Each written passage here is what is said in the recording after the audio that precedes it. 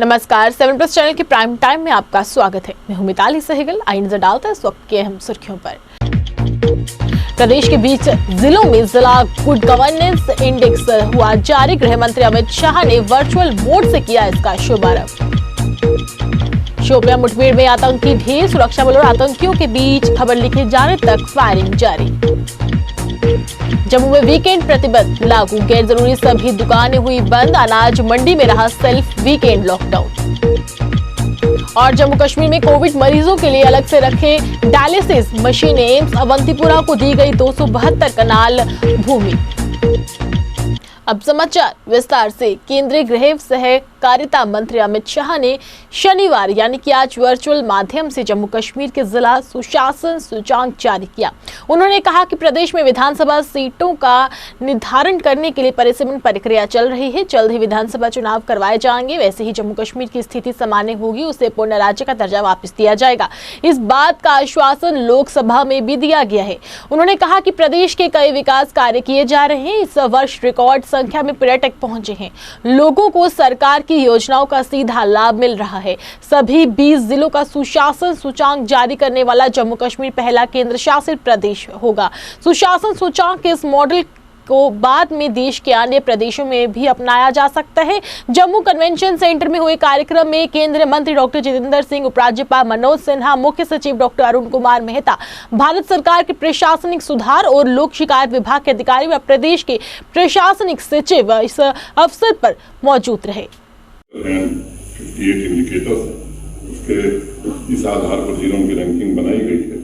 ये साइंटिफिक तरीका है। मुझे लगता है कि उसके विस्तार में जाने के बजाय मैं 2-4 बुनियादी बातें करना चाहता हूँ।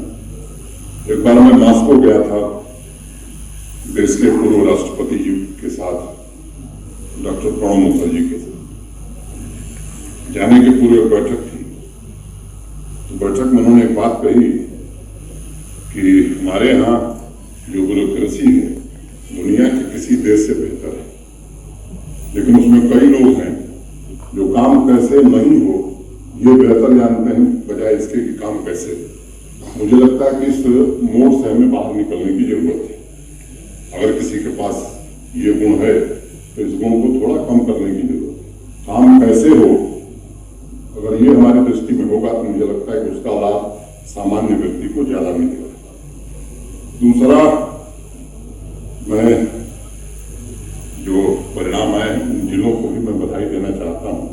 जैसे जम्मू प्रथम स्थान पर है, 5 उनके जिलाधिकारी और पूरी टीम को मैं हृदय से बधाई देता हूँ। दूसरे नंबर पर डोडा, तीसरे पर सांबा, चौथे पर पुलवामा और 5वें नंबर पर श्रीनगर। नागरिक भाइयों और बहनों, आप सभी को आज जिला सुशासन इंडेक्स के लिए मैं बहुत बहुत बधाई देना चाहता हूँ। मित्रों, आज का दिन केवल जम्मू कश्मीर के लिए नहीं, पूरे देश के लिए एक महत्वपूर्ण दिन, क्योंकि आज एक नई शुरुआत जो जम्मू कश्मीर ने की है, वो शुरुआत धीरे धीरे धीरे देश के हर राज्य में जाएगी और बाद में देश के हर जिले के बीच में एक तंदुरुस्त सुशासन की स्पर्धा शुरू होगी। सुशासन को अगर 7 अर्थ में जमीन तक पहुंचाना है तो इसके लिए जिला बहुत बड़ी इकाई है, महत्वपूर्ण इकाई है। और जब तक जिले में सुशासन नहीं होता है, सुशासन का अनुभव जिला स्तर की समस्याओं के लिए नागरिक को नहीं होता है, सुशासन के कोई मायने नहीं है। मित्रों, आज जम्मू कश्मीर की जनता को मैं इतना ही कहना चाहता हूं कि जम्मू कश्मीर में मोदी जी के नेतृत्व में हमारे एलजी मनोज सिन्हा जी जिस प्रकार से सरकार चला रहे हैं, बहुत बड़ा परिवर्तन जम्मू कश्मीर के अंदर देखने को मिला है। और एक परिवर्तन मोदी जी के नए भारत की कल्पना के अनुरूप है और जम्मू कश्मीर के सभी क्षेत्रों में ये परिवर्तन अब दिखाई पड़ा है। मित्रों, आज ये सुशासन इंडेक्स जो शुरू होगा, जिलों के बीच में जो स्पर्धा होगी, इससे जिले के तंत्र को सुधारने के लिए, उसको लोकाभिमुख कराने के लिए हृदय की गहराइयों से आभार प्रकट करना है आदरणीय गृह मंत्री जी का। अपने कीमती समय से कुछ क्षण देकर के उन्होंने हमारा उत्साह भी बढ़ाया, हमारा मनोबल भी बढ़ाया। और ये सारी की सारी टोली ARPG की जिसने दिन रात एक करके गुड गवर्नेंस इंडेक्स से निर्माणित किया है, मुझे विश्वास है वो अपने आप में आपकी उपस्थिति से गर्वान्वित महसूस कर रहे हैं। और साथ ही साथ आपकी उपस्थिति इस बात का प्रतीक भी है कि प्रधानमंत्री श्री नरेंद्र मोदी के नेतृत्व में यह सरकार जम्मू कश्मीर को कितनी अधिक प्राथमिकता देती है। माननीय गृह मंत्री जी, आपको स्मरण होगा कि सन 2014 में सरकार बनने के तुरंत बाद प्रधानमंत्री श्री नरेंद्र मोदी जी ने हमारे आगे एक मंत्र रखा था, और वो मंत्र था मैक्सिमम गवर्नेंस मिनिमम गवर्नमेंट। और तब से लेकर के आज इन 7-8 वर्षों में कार्मिक मंत्रालय, प्रशासन मिनिस्ट्री, DOPT और DRPG ने रिफॉर्म, परफॉर्म और ट्रांसफॉर्म के सिद्धांत पर अमल करते हुए एक के बाद एक ऐसे नए नियम निर्माणित किए प्रधानमंत्री के दिशा निर्देश में, जो कि आम नागरिक के जीवन में सरलता ला सके, ease of living for the common man which is the ultimate goal of good governance. और साथ ही साथ लगभग 1,500 ऐसे पुराने नियम हटा दिए गए जो वक्त गुजरने के साथ साथ अपना औचित्य खो बैठे थे। उनमें से एक अंग्रेजों के जमाने की कुर्ती, जहां नौजवानों को अपने दस्तावेज गेस्टेड अफसरों से अटेस्ट करवाने पड़ते थे। और इसी कड़ी के चलते पिछले मास सुशासन सप्ताह मनाया गया और सुशासन दिवस 25 दिसंबर को गुड गवर्नेंस इंडेक्स का विमोचन आप ही के कर कमलों से हुआ। और आपके उपस्थिति में मैंने एक बात रखी थी कि 25 दिसंबर के सुशासन दिवस के बाद हमारा अगला लक्ष्य रहेगा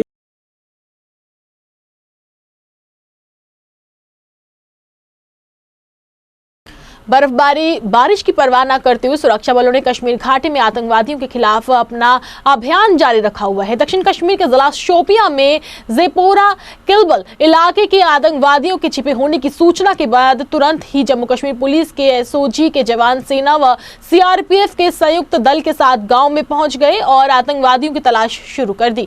सुरक्षा बलों का दल जैसे उस मकान के नजदीक पहुंचा जहां आतंकी छिपे हुए थे, उन्होंने जवानों पर गोलाबारी शुरू कर दी। वहीं शुरुआती सूचनाओं के अनुसार अभी तक सुरक्षा बलों को एक आतंकी को ढेर करने में सफलता मिली है। फिलहाल खबर लिखे जाने तक दोनों ओर से गोलाबारी का सिलसिला जो था वो जारी है। हालांकि सुरक्षा बलों ने जवाबी कार्रवाई से पहले आतंकवादियों को आत्मसमर्पण करने के लिए भी कहा, परंतु जब वे नहीं माने तो उन्होंने इसकी जवाब में गोलाबारी शुरू कर दी। फिलहाल किलबल गांव में सुरक्षा बलों और आतंकवादियों के बीच मुठभेड़ जारी है। एक आतंकी को मार गिराने के उपरांत करीब 2 अन्य आतंकवादियों की घेराबंदी कर ली गई है।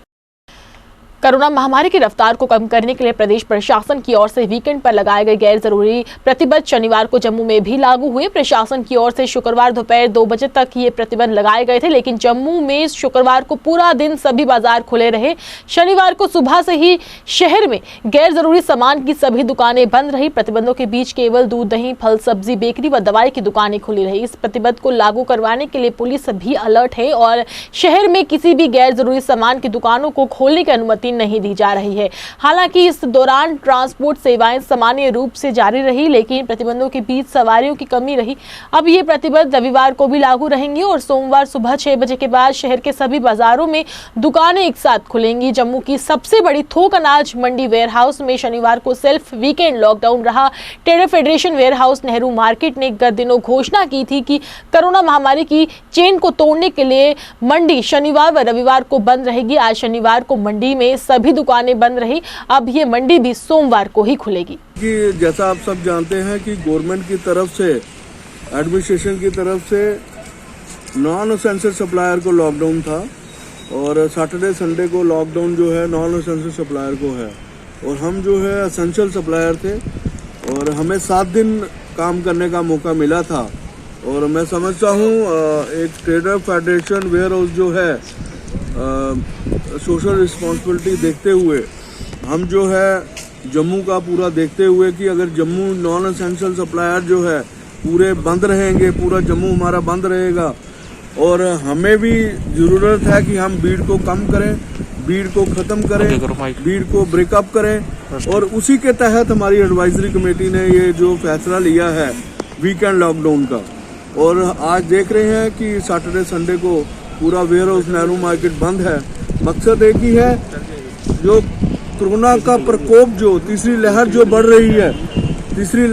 रही है उसको ब्रेकअप करना है, उसको ख़त्म करना है। और अब तभी हो सकता है कि अगर हम सेल्फ लॉकडाउन करेंगे। मुझे खुशी है आज ट्रेडर फेडरेशन के सारे व्यापारियों ने सेल्फ लॉकडाउन का पालन किया है। और ये लॉकडाउन जो है, वीकेंड लॉकडाउन जो है हमारा 3 हफ्ते जारी रहेगा। अगर केसेस जो है कम नहीं होंगे उसके बाद दोबारा रिव्यू करेंगे। आप देख रहे हैं कि रोजाना जो है 5800 केस जो है रजिस्टर हो रहे हैं। बंद करो। बड़ा अनफॉर्चुनेट है कि इतने केसेस आने के बावजूद स्वास्थ्य निदेशक कश्मीर ने सभी जिलों के मुख्य स्वास्थ्य अधिकारियों, चिकित्सा अधिकारियों से जिला और उप जिला अस्पतालों में कोविड के मरीजों के लिए अलग से 1 या 2 डायलिसिस मशीनें अलग से रखने के निर्देश जारी किए हैं। उन्होंने निजी अस्पतालों को भी कम से कम 1 डायलिसिस मशीन कोविड मरीजों के लिए अलग रखने को कहा है। उन्होंने कहा कि कश्मीर में लगातार बढ़ रहे कोरोना के कारण बहुत सी किडनी रोगों के मरीजों को भी संक्रमित हो रहा है और इन मरीजों को कोई भी परेशानी ना आए, इसके लिए वे जरूरी है कि उनके लिए अलग से व्यवस्थाएं की जाएं।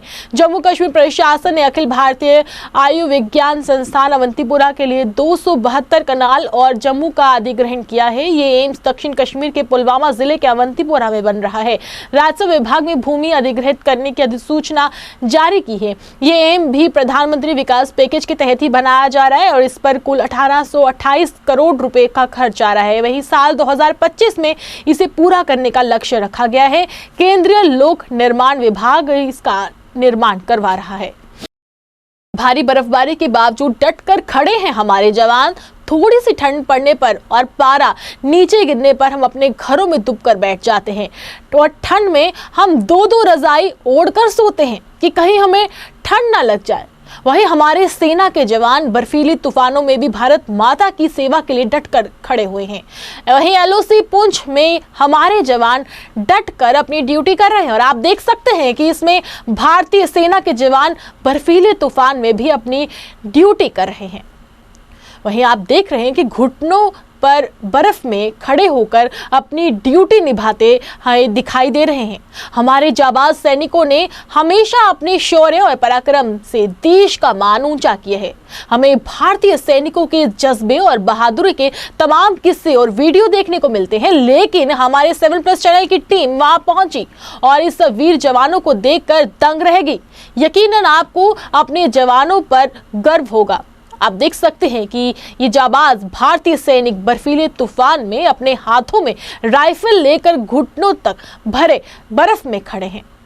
ये सैनिक बिना किसी परेशानी के खड़े होकर लगातार अपने दाएं और बाएं देख रहे हैं। ये वीडियो वहां पर LOC पुंछ का है। हमारी रिपोर्ट देखकर आप लोग भी इन जवानों के जज्बे की जमकर तारीफ कर रहे होंगे।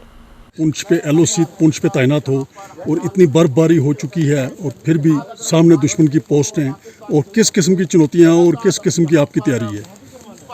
सब चुनौतियां तो हैं, आप देख ही रहे हो, जैसे चारों तरफ बर्फ की चादर ढकी हुई है, साथ में धुंध भी है, लेकिन देश की रक्षा के लिए हमको 24 आवर्स इसी तरीके से तैनात रहना पड़ता है। और हम एक दिन क्या साल के 365 दिन ऐसे देखने के लिए तैयार रहते हैं। और काफ़ी चुनौतियां हैं, बर्फ बारिश मौसम खराब रहता है, इसमें आपकी 24 घंटे निगरानी रहती है। यूथ नेशनल कॉन्फ्रेंस के अध्यक्ष एजाज जॉन ने मीडिया को संबोधित करते हुए ग्रामीण क्षेत्रों की और सरकार का सुस्त रवैया बताते हुए अपनी बात मीडिया के समक्ष रखी और बताया कि खराब मौसम की स्थिति और ऊपरी इलाकों में बर्फबारी के कारण लोगों की शिकायतें थी। वहीं यूथ NC के प्रांतीय अध्यक्ष एजाज जॉन की अध्यक्षता में नेशनल कॉन्फ्रेंस की एक टीम ने जिले के कई बर्फीले इलाकों का दौरा किया और इन क्षेत्रों में कई ग्रामीणों से मुलाकात की, जिन्होंने बुनियादी सुविधाओं के गंभीर संकट के बारे में जानकारी दी। नेताओं ने वर्तमान सरकारी प्रशासन पर प्रहार करते हुए कहा कि ये पहली बार है कि बर्फीले इलाकों में मिट्टी के तेल का स्टॉक तक नहीं किया गया, जबकि संबंधित अधिकारियों की लापरवाही का अंदाजा इसी बात से लगाया जा सकता है कि राशन का स्टॉक तक भी नहीं किया गया। उन्होंने कहा कि ग्रामीण क्षेत्रों की सड़कों की स्थिति जर्जर होती जा रही है और अधिकारियों ने बर्फबारी के बाद उत्पन्न स्थिति से निपटने के लिए कागजों पर नियंत्रण कक्ष सिर्फ स्थापित करने के अलावा कुछ और नहीं किया।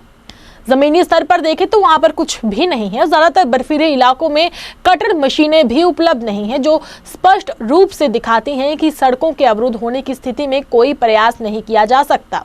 एजाज जॉन ने क्षतिग्रस्त बिजली ट्रांसफार्मरों की मुरम्मत सुनिश्चित करने में विफलता के लिए बिजली विभाग को भी आड़े हाथों लिया। उन्होंने जम्मू कश्मीर के एलजी व प्रशासन स्थिति में हस्तक्षेप करने की अपील की है कि लोगों को राहत मिल सके। जम्मू वेस्ट असेंबली मूवमेंट के प्रधान सुनील डिम्पल ने प्रेस कॉन्फ्रेंस कर प्रशासन व सरकार से जम्मू कश्मीर को राज्य का दर्जा वापस देने की एक बार फिर से पीएम मोदी व रक्षा मंत्री राजनाथ सिंह से अपील की है। इस दौरान बॉर्डर बटालियन, सीआईएसएफ, बीएसएफ के उम्मीदवारों की लिखित परीक्षा करवाने की भी मांग की है। वह सभी डेली वेजर्स व बेरोजगार युवाओं को रोजगार देने की भी मांग की है, जिससे लोगों को राहत मिल सके।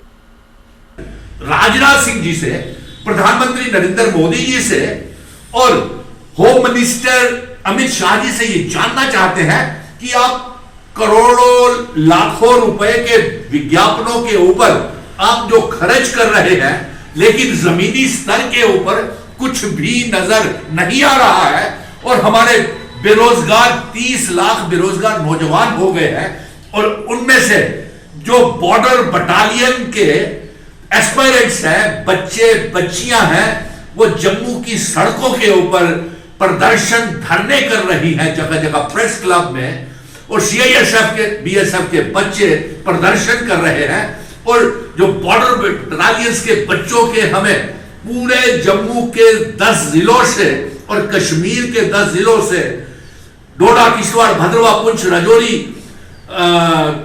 फिर उसके बाद कश्मीर से उनके टेलीफोन कॉल आ रहे हैं कि हमें उनसे हमारे डिफेंस मिनिस्टर साहब ने वो बटालियंस की, बॉर्डर बटालियंस की भर्ती का वादा किया था और सीआईएसएफ, बीएसएफ के बच्चे जो फिजिकल क्वालिफाई कर चुके हैं और जो जिन्होंने अपने सारे टेस्ट कर दिए हैं, पास कर लिए हैं, लेकिन उनके इंटरव्यू नहीं किए जा रहे हैं। हम आपसे ये मांग करेंगे कि इन करोड़ों रुपए के विज्ञापन इश्तिहारों का क्या फायदा है जब जमीन के ऊपर किसी को कुछ मिल नहीं रहा है। और आपने पीएचई, पीडीडी, पीडब्ल्यूडी के डेली वेजर, रहबरे, खेल, टीचर, जंगलात, सेहत, एसपीओ, विलेज डिफेंस कमेटीज के मेंबर, होम गार्ड्स के लिए आपने कुछ नहीं किया, तो इन करोड़ों रुपए के जो विज्ञापन आ रहे, छाप रहे हैं, इनका क्या फायदा है?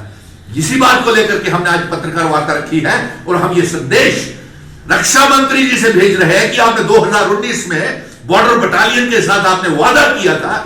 आज वो हजारों की तादाद में बच्चे तनाव में हैं, परेशान हैं, ओवर एज हो रहे हैं, लेकिन आप उनकी भर्ती, सेना को, वो देश की, समाज की सेवा करना चाहते हैं, आप उनको क्यों नहीं उनके रिटन टेस्ट और जो उनकी प्रतिक्रिया है, फॉर्मेलिटीज है, उनको क्यों आप पूरा नहीं कर रहे हो?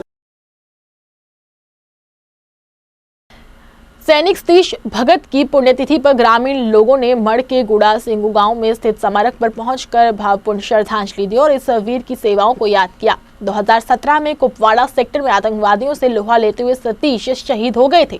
वहीं आज गांव के लोगों व बीजेपी के कार्यकर्ता बाबा चंचल सिंह ने इस वीर सैनिक की शहादत पर नमन किया। बाबा चंचल सिंह ने कहा कि वे छोटी सी उम्र में हमें छोड़कर चले गए, लेकिन गर्व इस बात का है कि उन्होंने देश के लिए अपनी जान दी थी। जनवरी से पहले हर सीधी परिवार जो है उनका हाल जानने के लिए वहाँ उनके घर पहुँच रहा हूँ, जहाँ भी हमारे इंडिया आर्मी के जवान, बेल्ट फोर्स के जवान जहाँ शहीद हुए हैं, और वहाँ जाने का मैंने फैसला लिया है। आज मैं इस परिवार में आया हूँ बाबा तालाब में, और सतीश भगत जी जो फकाड़ा में कश्मीर शहीद हुए थे, आज मैं उनकी समाधि पर फूल चढ़ाने के लिए इनके घर पहुंचा हूं और इस परिवार का हाल जानने के लिए आया हूं। मैंने इस परिवार को कहा है, कोई भी आपको कोई परेशानी आती है तो मैं आपके साथ हूं, कोई परेशानी आती है तो आप मुझे बता सकते हो। और मैं गवर्नमेंट के आगे ये अपील करता हूं, जो भी हमारे सीधी परिवार हैं, इन परिवारों की कोई भी सरकारी काम जो होता है वो सबसे पहले होना चाहिए। क्यों? जो हमारे सीधी जिन नौजवानों ने बलिदान दिए हैं उनके परिवार को कोई भी परेशानी जो है वो नहीं आनी चाहिए। बाबा चंचल अंकल जो हैं वो हमारे घर पे आए हैं। मेरे भैया 2017 में 12 जुलाई को शहीद हुए थे और बाबा चंचल जी जो हैं वो यहाँ पे फूल चढ़ाने के लिए आए हैं और उनका जो मेरे भैया की जो डेथ हुई थी वो सेंटर कुपवाड़ा में हुई थी।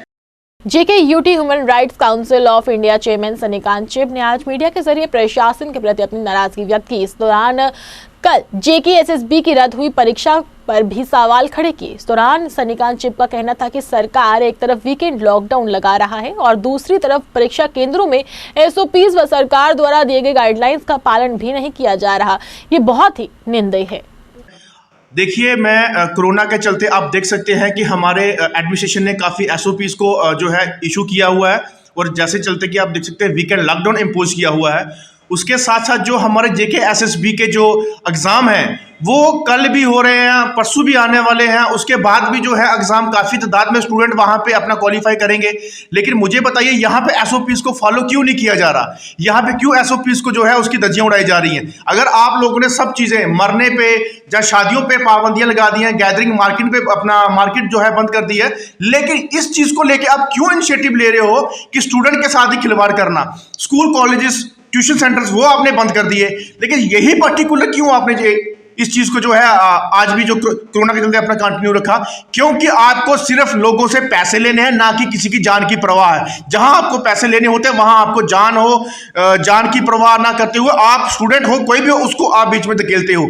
अगर कोई भी नुकसान हमारे इसके चलते हुआ तो प्रशासन इसका जिम्मेवार होगा, JKSSB इसका जिम्मेवार होगा। दूसरी चीज मैं बोलना चाहता हूं आपको कि आप देख सकते हैं कि हमारे जम्मू एंड कश्मीर में पहले से अखाड़ों का जो है वो माहौल, प्रोटेस्ट के अखाड़ों का जो माहौल है वो बना हुआ है। एकदम से लेबॉर्ट्री की तरह वो अपना उसको टेस्टिंग लेबॉर्ट्री बनाई हुई है।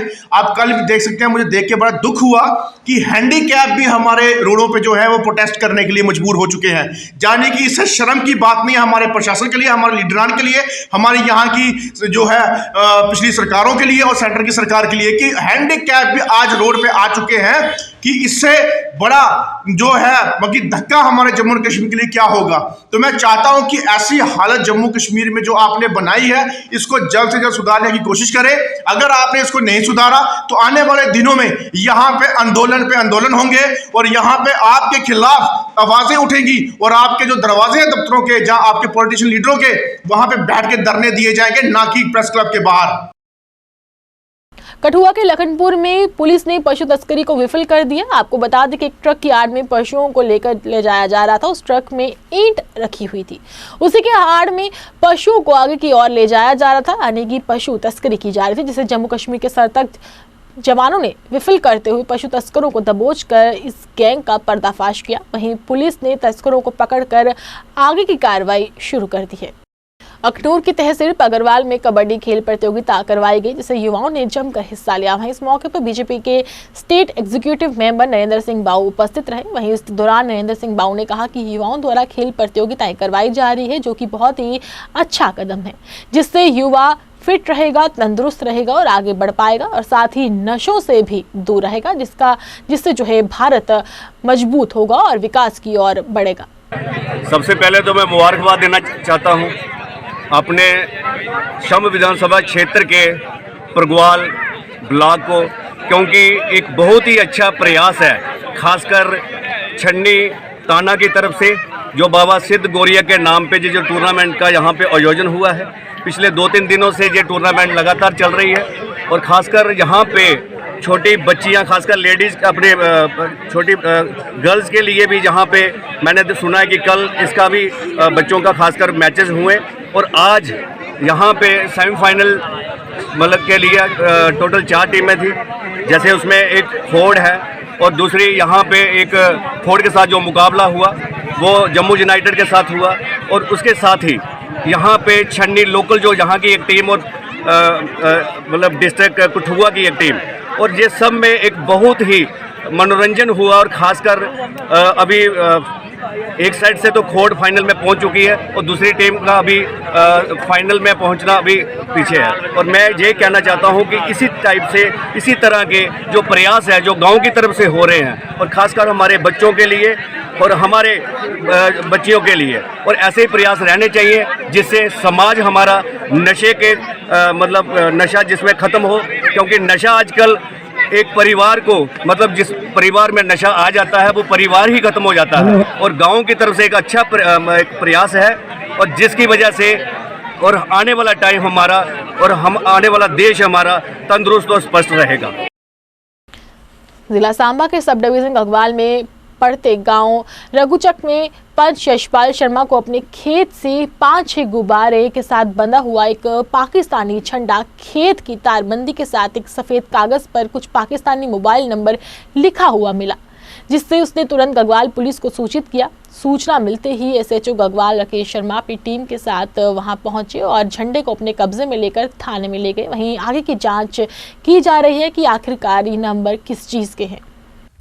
कल शाम जब मैं अपने खेत में आया, शाम को कोई 4:30 या 4:45, तो मैंने यहाँ देखा ये जो मेरे पीछे तार चल रही है फेंसिंग की, यहाँ पे 5 बैलून, एक पाकिस्तानी झंडा, तो एक पॉलीथीन में कवर हुआ कोई 1.25 फुट का कागज़ था जिसमें 4 पाकिस्तान के मोबाइल नंबर पाए गए। तो जो ही मैंने देखा कि ये नंबर जो हैं वो बाहर के हैं, तो मैंने ना तो उन नंबरों पे कभी फ़ोन करने की कोशिश की ताकि मुझे कोई ऐसी पूछताछ ना हो, क्योंकि ये तो मुझे लगता है कि इसमें पाकिस्तान की तरफ से कोई षड्यंत्र रचा गया। या तो वो जो मिलिटेंट बॉर्डर से क्रॉस करते हैं उनकी कोई इन्फॉर्मेशन जहाँ पे साझी की जाए, जहाँ उनको इन्फॉर्म किया जाए कि हमने ऐसे ऐसे वहाँ से कोई आर्म्स और एम्यूनिशन ड्रॉप किया है। थ्रू बैलून भी हो सकता है या वो उसके ज़रिए भी हो सकता है, जो अर्जेंट के ड्रोन के बैलून के साथ बैलून कुछ 5 तो लाइव थे, तो बाकी बैलून सब धागे में फटे हुए पाए गए। व्हाट्सएप नंबर थे 4 पाकिस्तान के, तो उसमें लिखा था बैलून पे भी, सभी बैलून पे लिखा था हैप्पी बर्थडे। तो उस कागज़ की बैक साइड पे भी सुनहरी अक्षरों में लिखा गया कि ये हैप्पी बर्थडे। तो एक जगह वहाँ पे मैंने पाया कि वहाँ चाइनीज़ लैंग्वेज भी थी, जो कि मैं पढ़ नहीं सका। तो जो ही मैंने ये देखा तो मैंने पहले सोचा कि मैं पुलिस को इन्फॉर्म करूं शाम को, तो मेरे पास कांटेक्ट नंबर नहीं था पुलिस स्टेशन घुग्वाल का, इसलिए मैंने वहाँ पे फिर जैसे ही सुबह हुई तो मैंने, हमारे गांव का एक एसपीओ है, उसकी ड्यूटी घुग्वाल में है, वो जब आया तो मैंने उसको इन्फॉर्म किया, उसने अकॉर्डिंगली पुलिस को इन्फॉर्म किया। पुलिस वाले आए, उन्होंने इधर बैलून उस पाकिस्तान झंडे की और उस कागज़ की वीडियो बनाई और मेरे से भी स्टेटमेंट लिया, मेरा नाम पूछा। सीमावर्ती क्षेत्र परगवाल में भी लॉकडाउन का असर देखने को मिला। वहीं एसेंशियल सर्विस को छोड़कर बाकी सभी दुकानें बंद रहीं। इस दौरान परगवाल प्रशासन ने बाजार का दौरा किया। जो बिना वहां पर बाजार में बिना वजह घरों से बाहर निकले और बिना मास्क के घर से बाहर निकल रहे थे, उनके चालान भी काटे गए। वहीं तहसीलदार मंजीत सिंह ने कहा कि सरकार द्वारा गाइडलाइंस जारी की गई है और जनता को इसका पालन करना चाहिए और बिना वजह घर से बाहर नहीं निकलना चाहिए और जिस तरह से सरकार द्वारा गाइडलाइंस दी गई है उन गाइडलाइंस का पालन किया जाए ताकि कोविड की तीसरी लहर को तोड़ा जा सके। देखिए, जैसे गवर्नमेंट के स्ट्रिक्ट डायरेक्शंस हैं कि हमें कोविड जो गाइडलाइंस हैं उनको एनफोर्स करना है, तो आज मैंने ये पुलिस पोस्ट के इंचार्ज को लेके मार्केट का राउंड किया है। इसमें हमने यही देखी है कि जो कोविड SOPs की वायलेशंस जो भी कर रहे हैं उनको फाइन किया है। जो भी हमें लोग मिले उनको हमने काउंसलिंग करी है कि विदाउट मास्क आप इधर उधर अननेसेसरी नॉन एसेंशियल मूवमेंट मत करिए, क्योंकि गवर्नमेंट की डायरेक्शंस हैं कि एसेंशियल मूवमेंट्स के लिए चलो हम जो भी गाइडलाइंस हैं उनको रिलैक्स करते हैं, बट स्टिल मूवमेंट को ही रिलैक्स करेंगे। बाकी जो कोविड SOPs है जैसे मास्क वियर करेंगे सब लोग, उन सबको लोगों को गाइड किया कि आप कोविड SOPs का पालन करो और विदाउट मास्क इधर उधर घूमने के बजाय अपने घरों में ही सेफ रहें। तो हमारा मेन पर्पज़ यही था। तो उसमें हमने कुछ लोगों को चालान भी किया है। तो इसके अलावा मैंने टेस्टिंग मार्केट में जो भी BSE में टेस्टिंग हो रही है कोविड-19 की, वहाँ पे भी मैंने राउंड किया है। तो फिलहाल सेटिस्फैक्ट्री है, काफ़ी लोगों में अवेयरनेस है परगवाल में। तो मैं स्टिल यही गुजारिश करूँगा लोगों से कि कोविड SOPs का पालन करें।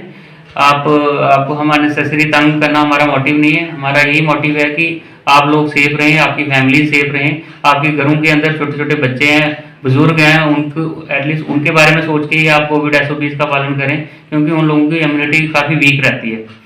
तो इसलिए मैंने यही रिक्वेस्ट की है सब लोगों के साथ कि एडमिनिस्ट्रेशन का सहयोग करें। आज वार्ड नंबर 1 सिंबल कैंप में सरदार बलजीत सिंह के घर पर DDC मेंबर विद्या मोटन ने दौरा किया। इस दौरान लोगों ने विद्या मोटन को उस गली से भी अवगत करवाया जिसके स्थानीय लोग गली को ठीक करवाने की काफी देर से मांग कर रहे थे। वहीं विद्या मोटन द्वारा आश्वासन दिया गया कि गली को सबसे पहले समर्पित किया जाएगा ठीक करवा के, जिससे यहाँ के लोगों को काफी राहत मिलेगी।